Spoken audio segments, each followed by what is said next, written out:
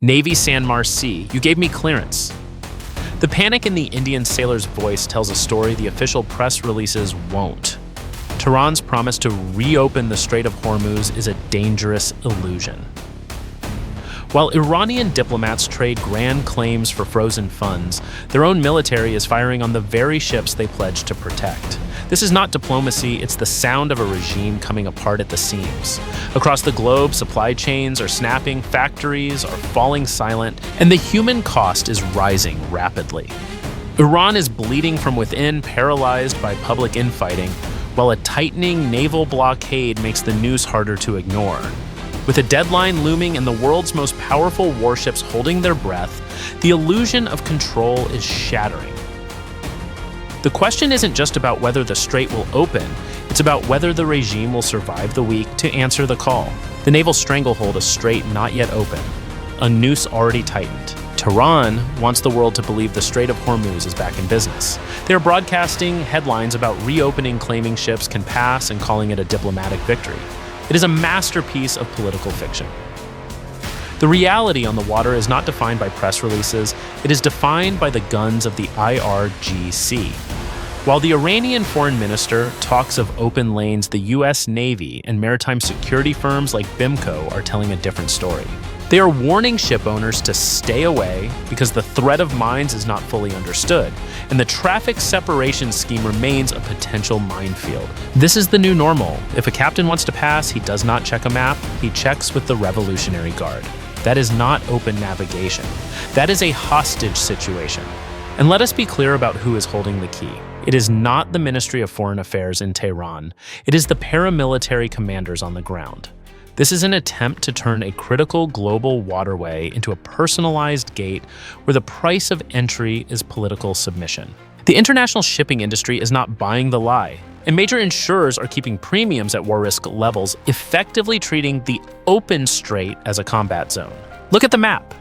The USS Gerald R. Ford is currently parked in the region, projecting power that makes the entire Iranian Navy look like a Coast Guard. And the USS George H.W. Bush is circling the Horn of Africa, closing the net. This blockade is not a temporary nuisance, it is a clinical economic death sentence. Every ship turned away at the Gulf of Oman represents revenue that never reaches Tehran. Every ton of oil that cannot leave the port is a dollar that vanishes from the regime's ledger. The United States has fundamentally shifted the theater of operations from a conventional war to total resource strangulation. Tehran's opening announcement is not a peace offering, it is a ransom note. The regime admitted as much, stating that the reopening is tied directly to the release of $30 billion in frozen assets. They are not trying to trade for stability, they are trying to trade for liquidity because their economy is bleeding out. They're gambling that the global energy market will force the United States to blink. But the US Navy is not blinking.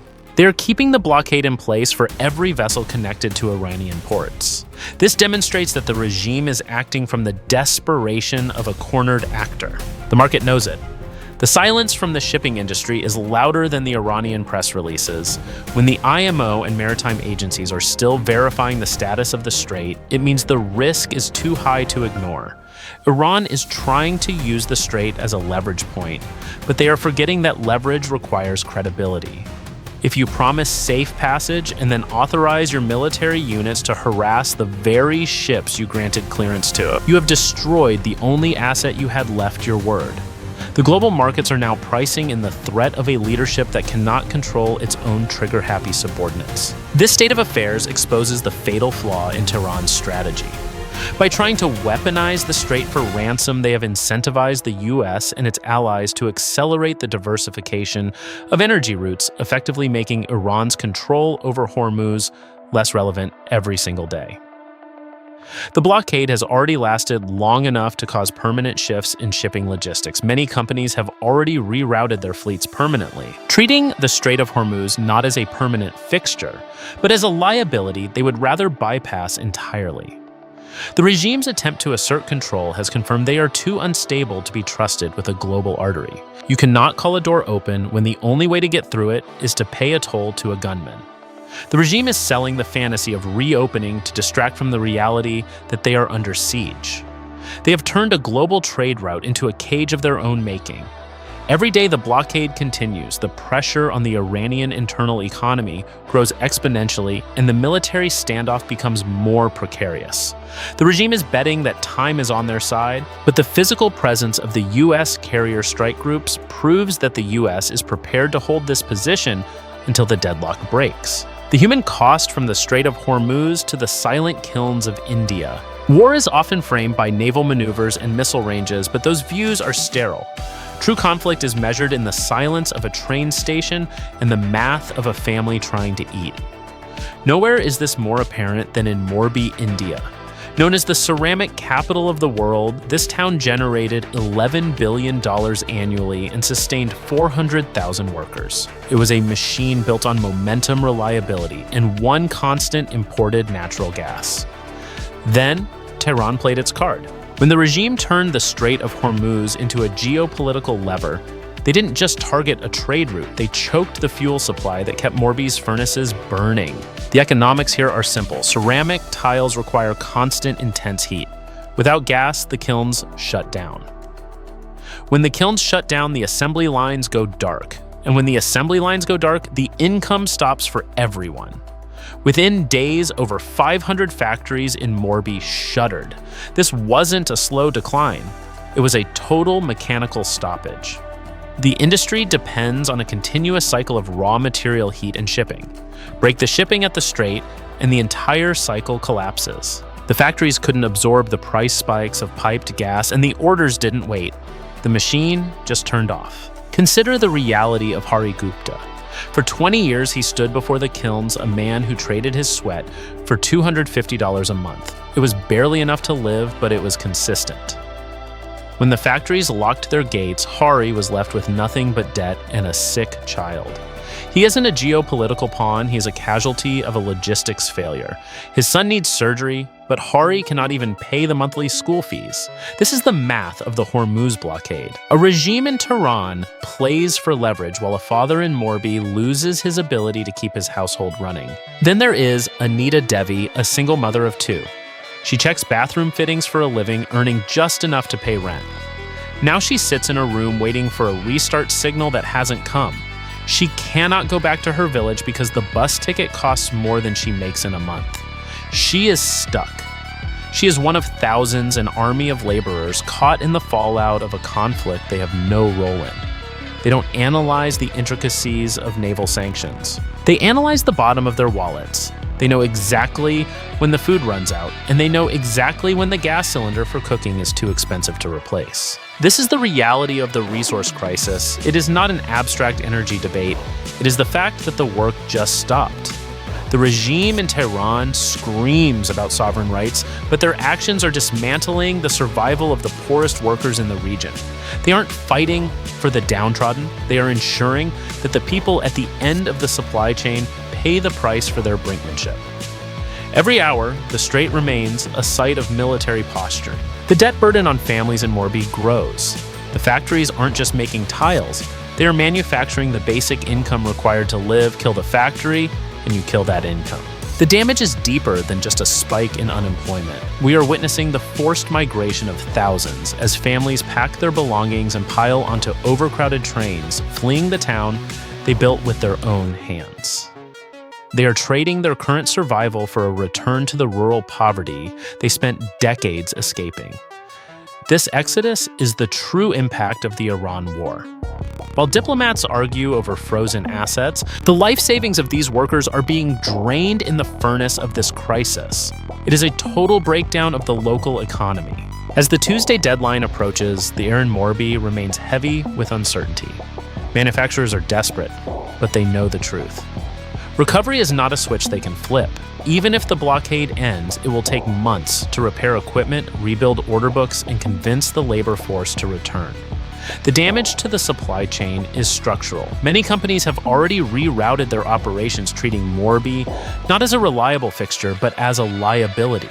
The regime in Tehran gambled with the global economy, and the people of Morbi are the ones paying the tab. This isn't just a blockade, it is a permanent setback for a town that only wanted to work. the civil war within Tehran when the regime cannibalizes itself. Tehran doesn't need to wait for US bombing. Right now, its own power structure is cannibalizing itself from within. We are witnessing the public collapse of the Iranian chain of command, a breakdown so severe that it threatens the regime's very ability to govern. When the foreign minister signaled that the Strait of Hormuz could be opened as part of a ceasefire deal, the response from the Islamic Revolutionary Guard Corps IRGC was not a debate. It was an act of insubordination. On international radio frequencies used by commercial shipping IRGC naval units, publicly branded their own foreign minister an idiot, instructing ships to ignore his statements and follow their orders instead. Don't view this as mere paperwork disagreements. This is a total fracture of the governing machine.